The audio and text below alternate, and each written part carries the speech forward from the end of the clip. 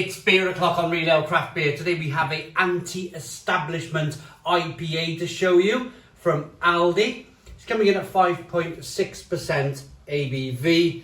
It's clearly, for me, a rip-off of course, BrewDog's Punk IPA.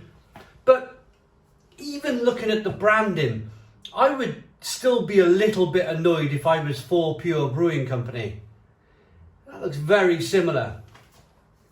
So without further ado, got my glass. Let's get it out into a glass, see what we get.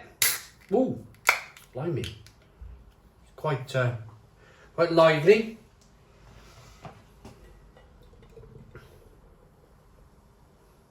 I have also got, the reason why we're angled at this angle in the bar is because I've got some Punk IPA in the Krups, the subcompact. So I'm gonna, of course, naturally put this up against the real BrewDog Punk IPA.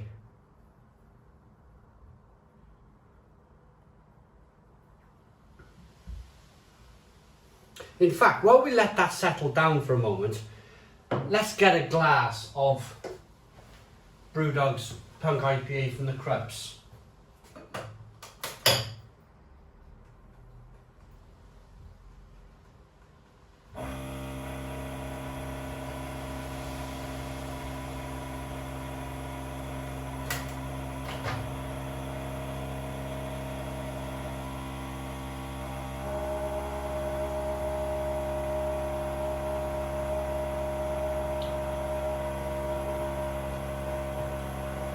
We'll wait for that to shut up.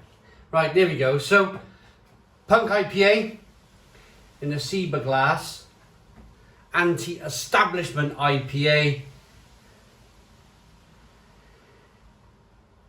in this Polish glass. Now then, first thing you're going to see straight away is this the Punk IPA's got a lovely haze to it.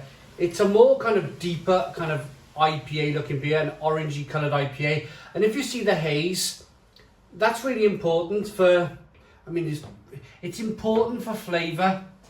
You can see straight away from this beer that it's come from a regional brewery, because regional breweries, they don't really know how to make unfiltered beer. So there's your first look, and putting them side by side, you can see that already it's already starting to fall apart for this beer, for this anti-establishment IPA. It's £1.25 a can, so it's quite cheap to purchase.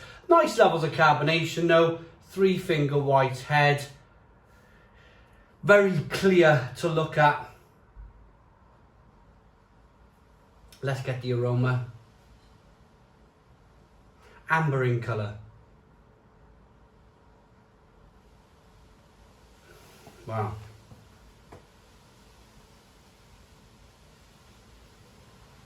Nah, it's quite malty. It's quite malty and quite musty. It's tongue-in-cheek. It's a bit of fun. Or is it a bit of fun? We know Aldi have got versions of Iron Brew that they've completely kind of taken from the real Iron Brew maker. Perhaps they like ripping off Scottish companies.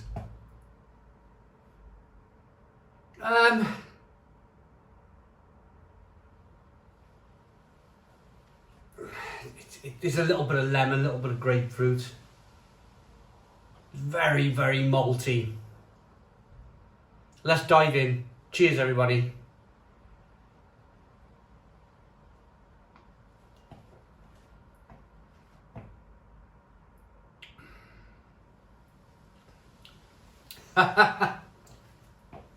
My goodness me.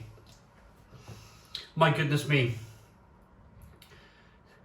What a dreadful attempt at making or trying to clone Punk IPA. What a dreadful attempt.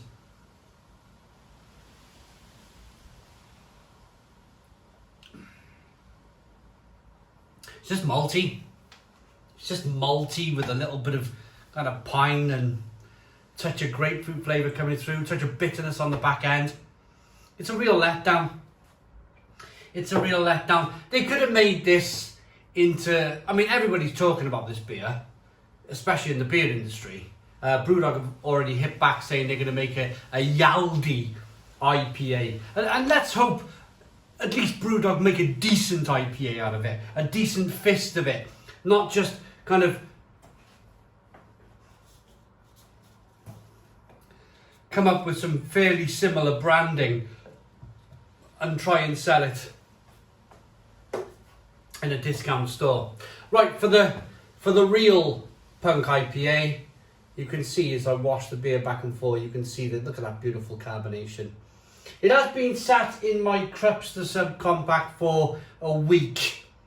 I'm gonna say it's looking slightly oxidized, if I'm honest.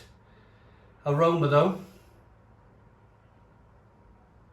yeah, that smells fantastic. Much better, much more pungent, much more grapefruity. Orange peel, fleshy blood orange, lemon. Let's dive in. Cheers.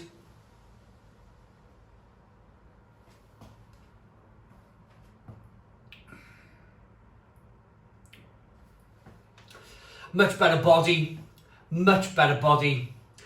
Nice levels of sweetness there.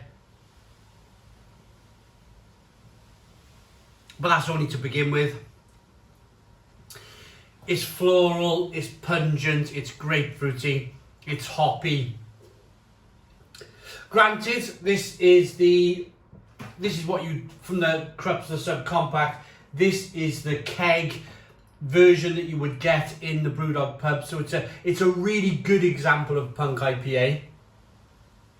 Maybe I should have done a can side by side, but I mean, how many different versions of Punk IPA is it possible to brew? I think as long as I've got a Punk IPA, it shouldn't really matter that much. But you can see the difference as you rock the beer back and forth with the real Punk IPA. You can see that carbonation. Looks fantastic. Chasing the head up the glass. And then as you rock back the anti-establishment, oh, it's a very weak affair, isn't it? It's very kind of wishy-washy and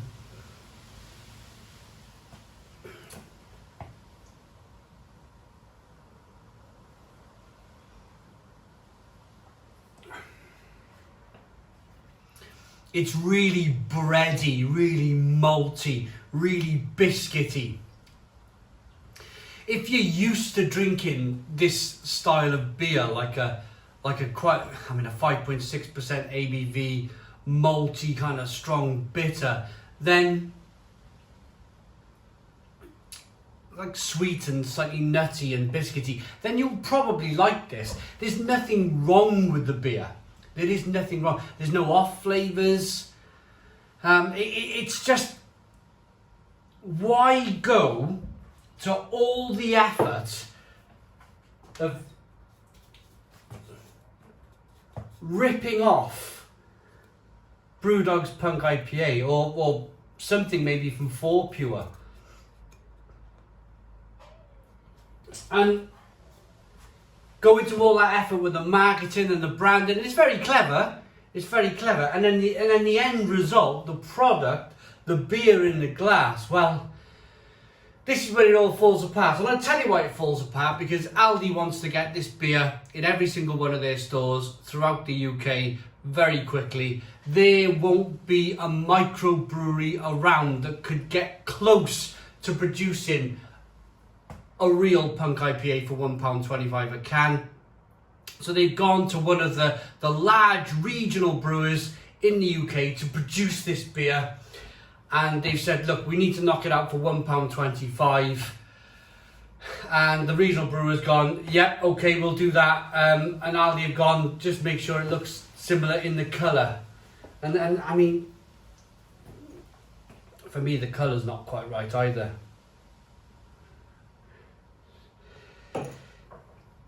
So you get regional brewery beer,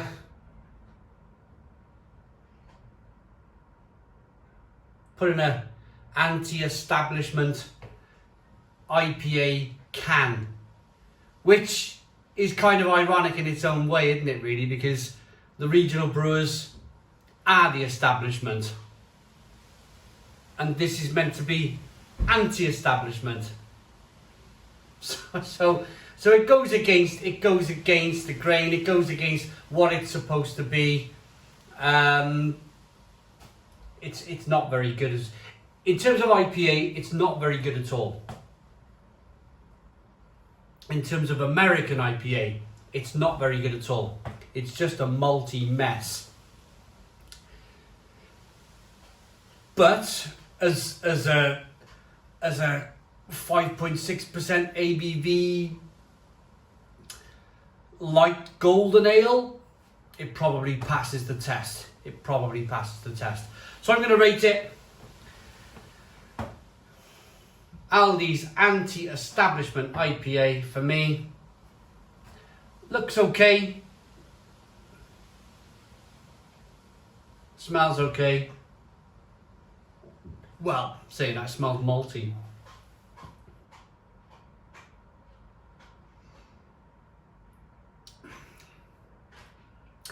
Tastes like a light golden ale rather than what Punk IPA is, and that's a hoppy, juicy, grapefruity kind of American style IPA. I'm always honest. I'm absolutely always honest in my reviews. For me, it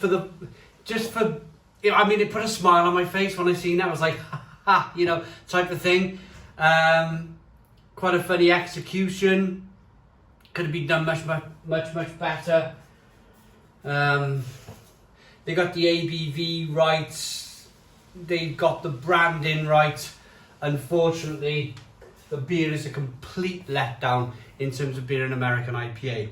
So it's a 3 out of 10. A 3 out of 10 as an American IPA. As for BrewDog's real Punk IPA in my Krups the Subcompact,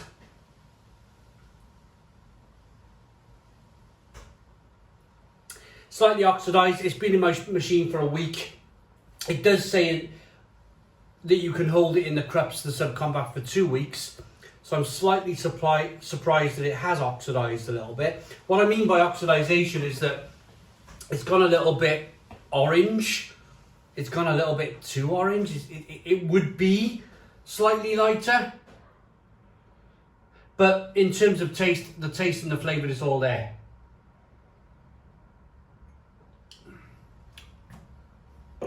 Much better body, much better drinkability. Grapefruit, passion fruit, citrus, kind of lemon, nice bitterness on the back end. From the machine, from the Krups the Subcompact, I like Punk IPA. I still like to drink Punk IPA in BrewDog's bars. It's essentially the same beer. Not too much of a fan, can and bottle anymore. But hey, that's another story entirely. So for this particular Krups the Subcompact Punk IPA, that's good enough for an 8 out of 10. It's an 8 out of 10 from Real Ale Craft Beer. Thanks for watching. I hope you liked the video. Please put your comments in the comments box. Subscribe to our daily beer and food reviews. Give us a big fat thumbs up. Boom! Cheers.